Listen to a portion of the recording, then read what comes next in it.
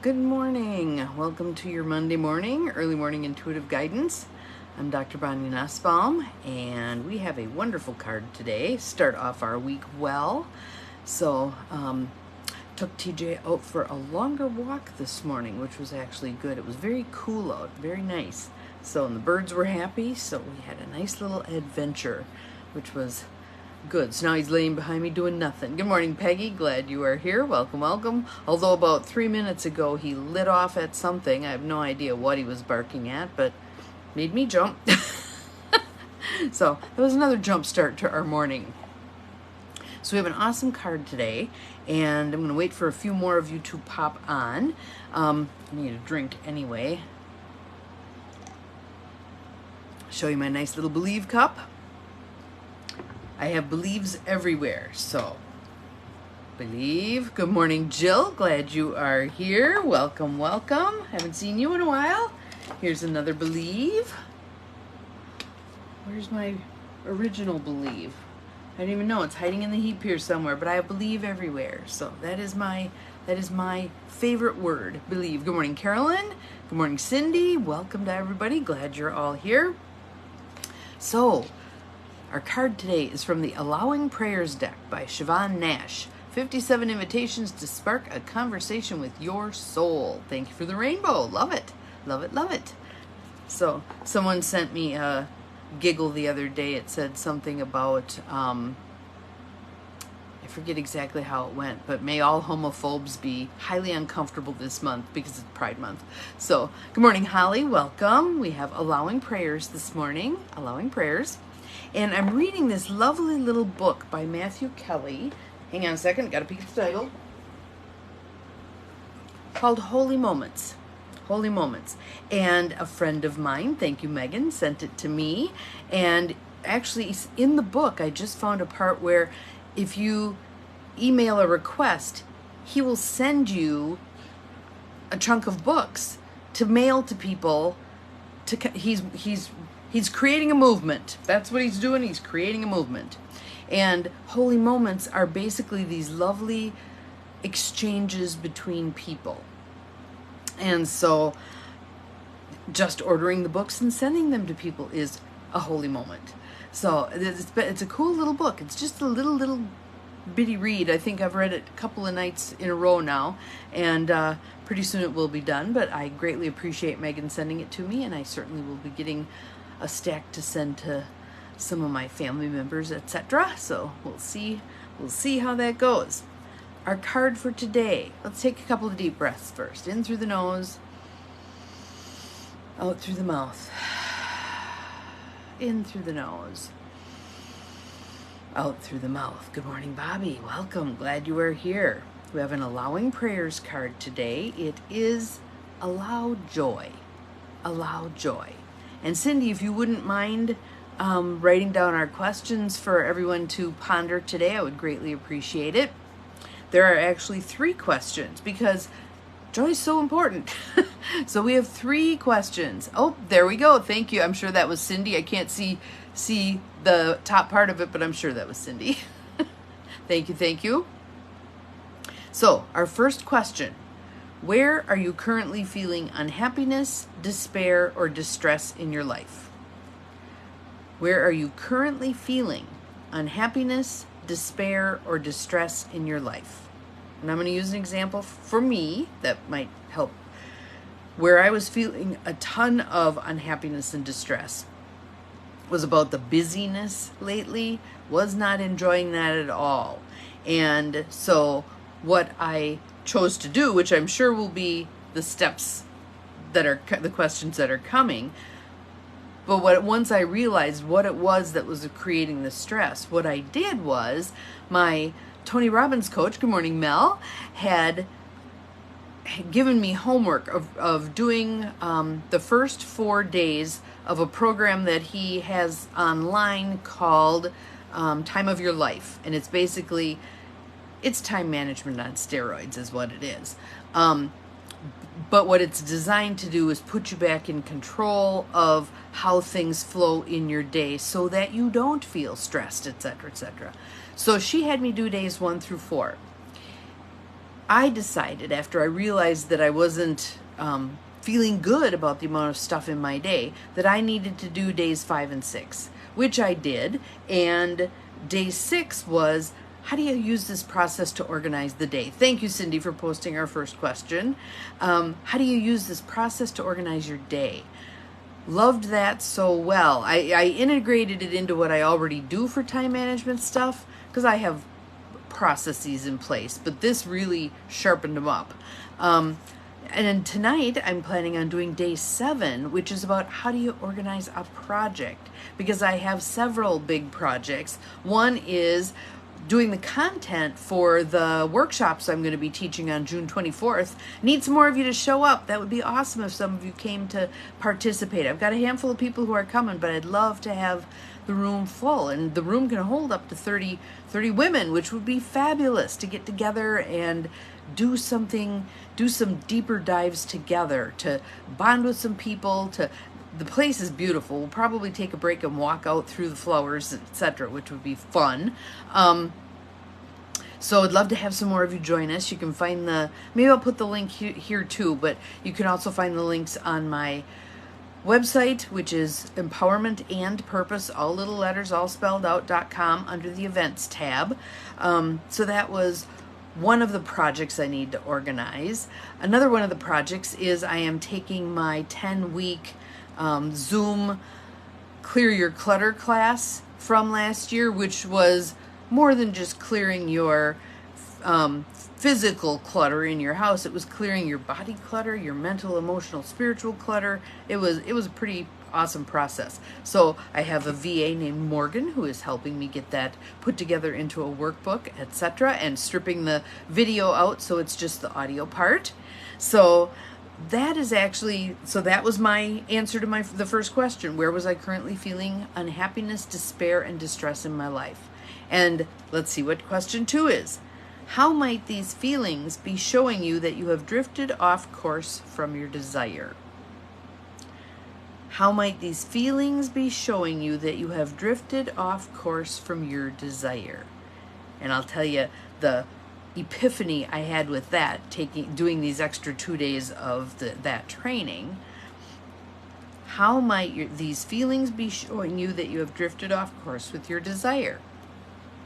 The epiphany was that when we just do laundry lists of all the crap we have to do, that doesn't feed our soul. When we look at it from the perspective of, what is the purpose for doing this? Why do I care anyway? Like, what's the bigger cluster? So let me grab today's, and I'll just tell you how this gets juicy real quick.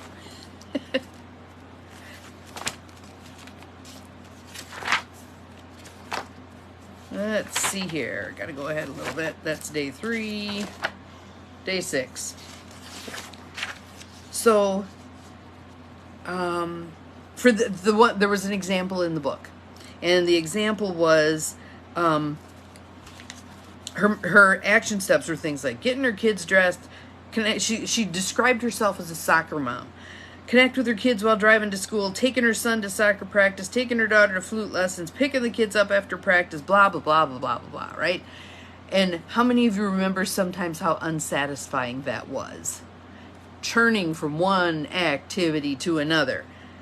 The result, when he asked her, why do you want to do all this stuff? She said, I want to connect with my kids at the deepest level, to have fun with them and really affect their values. That's juicy, right? That makes sense. Purpose. And why do I want to do it? Remember I always say, when your whys are big enough, the hows will take care of themselves. So her why for that was, this is what I'm made for. This is what being a mom is all about. They deserve my attention. I love laughing with them and being with them. I want to be a super mom.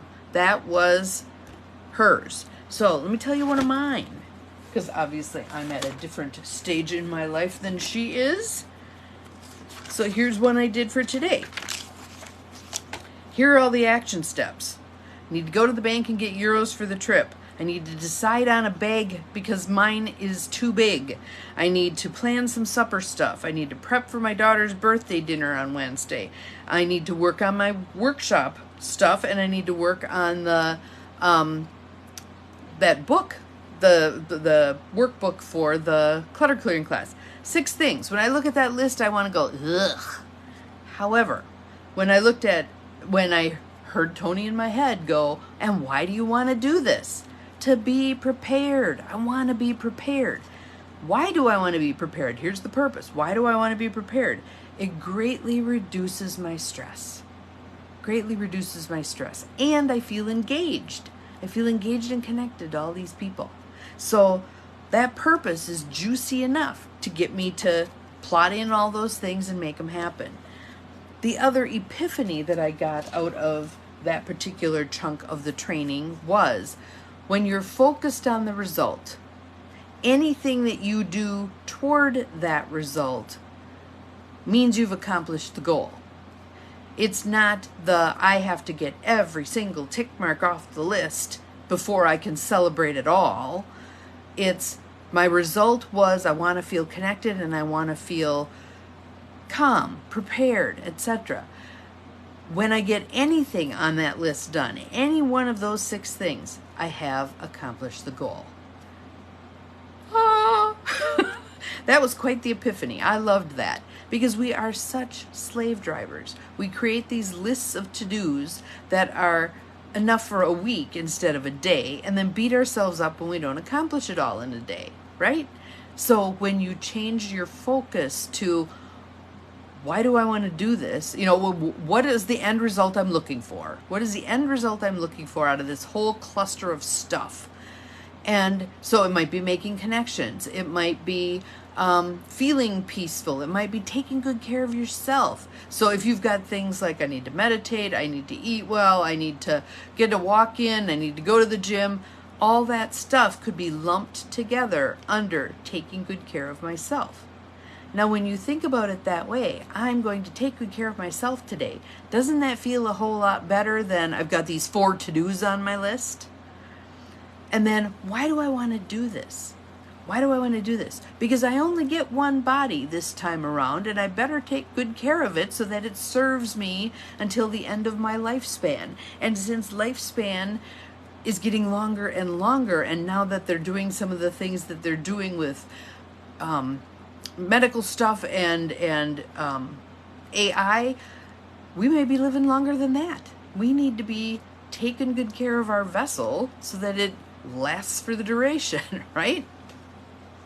So that was a little aside there, but hopefully it gave you some energizing ideas. And if you have more questions about any of the stuff I said, put it in the feed. If you have the question, someone else probably has the question too, and then I can answer it, and then everybody can move forward, right? Here's our last question. What step could you take in the direction of your joy that would get you back on track? What step could you take in the direction of your joy that would get you back on track? So the other thing I would do with this joy card is let's apply the Tony Robbins process to it. So what result are we looking for? Maybe we're looking to have more joy moments in our day. Maybe we're looking to share joy with others. Maybe we want joy to become much more a part of our lexicon. Maybe we're used to problem solving, stomping out fires, but we never allow ourselves to enjoy anything, okay? So the result, with this joy stuff, what's the result you are looking for? And why? For the purpose part, why? Why do you want that? For me, one of the things I would say about joy is I haven't allowed myself to feel enough joy over the course of my lifespan. Thank you, Cindy, for putting up our 3rd question. And God wouldn't have given us the ability to experience pleasure if we weren't meant to exercise it, right? So let's go do some stuff that's enjoyable. Let's find joy in every moment. Let's do the Matthew Kelly thing. Holy moments. Holy moments. So there it is. She just put the link up, dynamiccatholic.com, Holy Moments 6-pack. He will send you 6 of his books for free, asking you to hand them out to others so they learn about creating holy moments with self, for other people, etc., and then going forth and doing that. And I'll just give you one little one.